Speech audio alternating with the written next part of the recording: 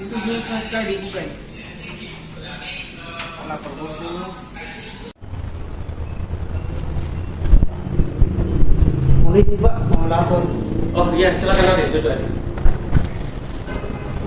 Bagaimana Adik? Ya Bapak, izin kira-kira pintu di belakang itu susah sekali dibuka. Padahal bulan kemarin masih baik. Ini sudah satu minggu sulit sekali dibuka.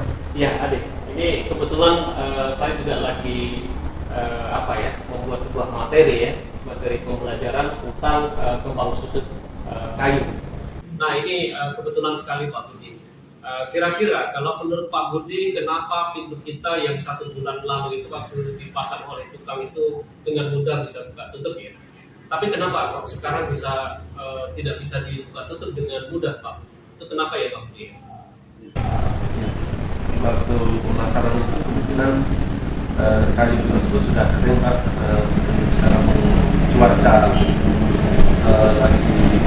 hujan, dingin, kemudian dekat dengan kamar mandi, maka kadar air yang ada di kayu itu jadi meningkat Pak. Bertambah gitu ya, jadi mengembang ya. Kalau dari pintu tersebut susah dibuka. Kalau menurut Mbak Tutut itu kenapa kok pada saat 1 bulan yang lalu waktu baru dipasang itu kok dengan mudah bisa dibuka tutup ya Pak? Menurut saya Pak, pada waktu pemasangan, sebelum pemasangan itu biasanya kayunya sudah dikeringkan sama tukangnya. Oh, jadi kayu itu berarti ada sifat mengembang dan menyusut ya? Itu karena kadar air ya berarti ya? Baik, jadi sesuai dengan yang saya pelajari, rekan-rekan sekalian ya Mas, siapa ini Adi Peter. Jadi kondisi kayu itu pada TJS itu titik jenuh serat ya. Terjadi perubahan besar dalam sifat-sifat fisika kayu ya. Antara lain di bawah titik jenuh serat, kayu dapat mengalami pengembangan dan penyusutan pada perubahan kadar air kayu. Kemudian penurunan kadar air kayu di bawah titik jenuh serat akan menaikkan berat jenis dan kekuatannya. Kemudian penurunan kadar air kayu di bawah TJS, titik jenuh serat, akan menurunkan daya hantar listrik dan panas. Ya.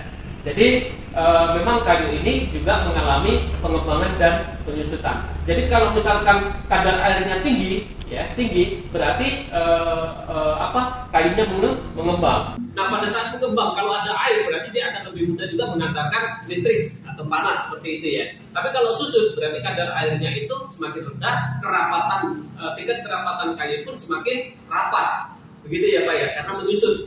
Ya Pak. Jadi ini berarti kadar air, kemudian yang kedua adalah pengembang dan penyusutan ini ada kaitannya dengan kerapatan, penyusutan ya Pak. Kalau pengembangan itu karena ada pengaruh dari air, kalau berkurangnya air berarti dia semakin menyusut juga semakin kerapatan semakin tinggi, sehingga dia akan juga dapat mengurangi pengantaran panas dan listrik. Itu berarti memang saling terkaitan. Kemudian apa hubungannya berat jenis Bapak Ibu ya? Kalau berat jenis itu kenapa? Rumusnya apa kira-kira Budi? Berat jenis itu Pak? Berat jenis itu perbandingan antara kerapatan kayu ya atas dasar berat kering tanur dan volume pada kayu kandungan air yang telah ditentukan dengan kerapatan air pada suhu 4 derajat Celcius. Maksudnya air memiliki kerapatan 1 gram per cm kubik atau 1000 kg per meter kubik pada standar suhu 4 derajat Celcius. Ya.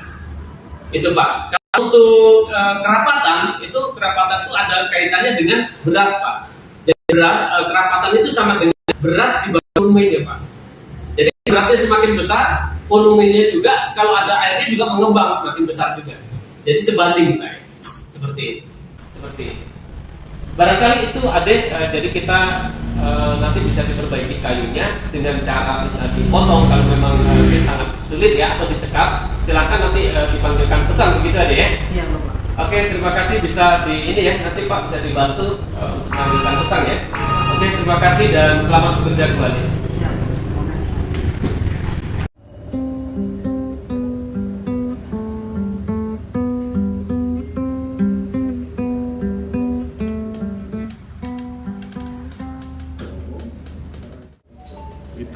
menjadi alat musik yang digunakan menggunakan teknik chord. Jadi, pemilik gitar harus mengetahui serta paham dengan chord gitar. Bunyi sebuah gitar akan terdengar karena rongga di dalam gitarnya ikut bergetar. Bergetarnya kayu akibat gelombang suara membuktikan bahwa kayu memiliki sifat resonansi. Karena kayu memiliki sifat resonansi yang baik, sehingga banyak digunakan sebagai bahan pembuatan alat musik.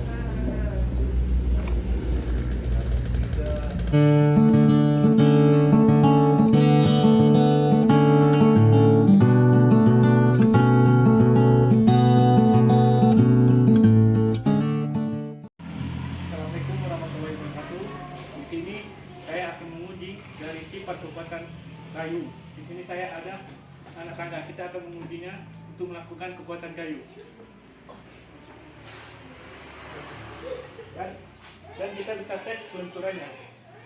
Seperti ini. Di sini saya memiliki mungkin kayu meranti. Terima kasih. Assalamualaikum warahmatullahi wabarakatuh.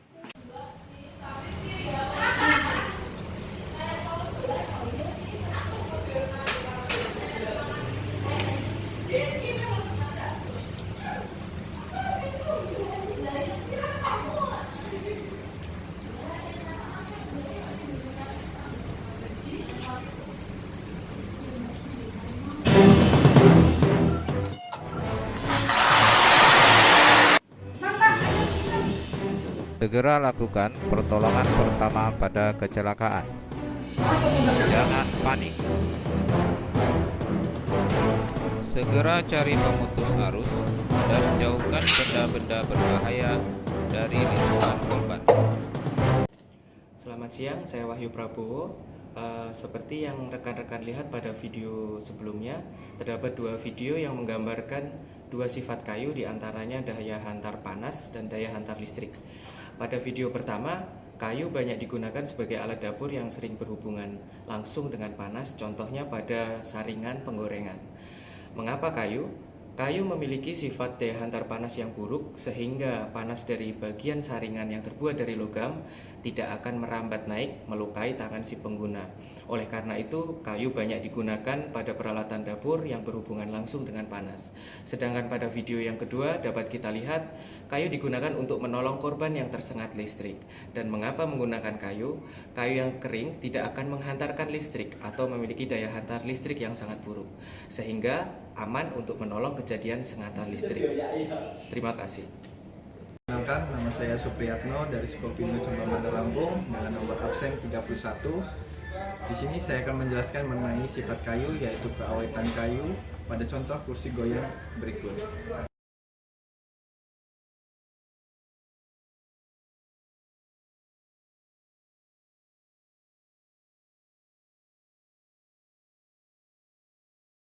Nama ilmiah dari kayu karet ini adalah Hevea brasiliensis. Kayu ini termasuk ramah lingkungan karena peruntukan kayu ini adalah untuk diambil getahnya. Mengenai kelas keawetan kayu jenis karet tersebut termasuk dalam kelas awet 5.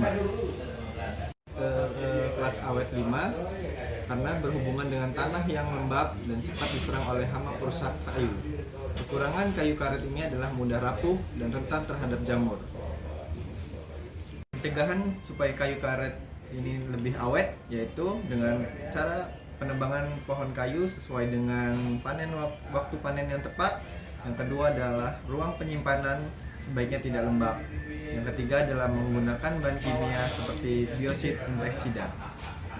Manfaat mengetahui sifat kayu dalam kehidupan sehari-hari ialah satu, yang pasti mendukung pekerjaan kita, yaitu implementasi dalam pekerjaan Skopindo, yaitu Vepik.